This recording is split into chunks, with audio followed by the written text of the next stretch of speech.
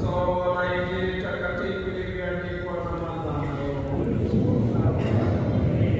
Siku zile Yohane Mbatizaji alitokea, akahubiri katika nyika ya Yordani akisema, tubuni, kwa maana ufalme wa mbingu umekaribia. Huyu ndiye aliyeamriwa na nabii Isaya kwa maneno haya, sauti ya mtu aliaye nyikani, mtayarishieni Bwana njia, yanyosheni mapito yake. Yohana alivaa singa ya ngamia, ukanda wa ngozi kiunoni mwake, chakula chake kilikuwa ng'e na asali wa porini. Hapo watu wa Yerusalemu, Yudea yote, nchi zote za jirani ya Yordani walimwendea, wakabatizwa naye katika mto Yordani, wakiungama dhambi zao.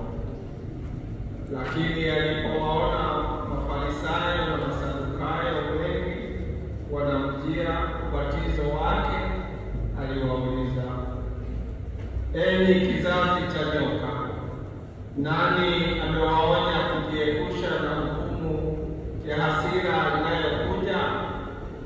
Sasa zaeni matunda yafaayo kwa kutubu. Msifikiri moyoni mkajiambia, tunaye Abrahamu ndiye baba yetu. Nawaambia, Mungu aweza kutumia mawe haya kumfanyia Abrahamu watoto. Shoka limekwisha wekwa kwenye mizizi ya mti. Kila mti usiozaa matunda mema utakatwa na kutupwa motoni. Mimi nawabatiza kwa maji kwa ajili ya toba, lakini anayekuja nyuma yangu ana nguvu kubwa zaidi kuliko mimi. Sistahili mimi kubebea viatu. Yeye atawabatiza kwa Roho Mtakatifu na kwa moto.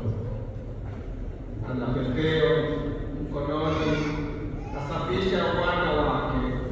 Ngano ataiweka ghalani, mbali makapi yatateketezwa kwa moto usiozimika. Injili ya Bwana.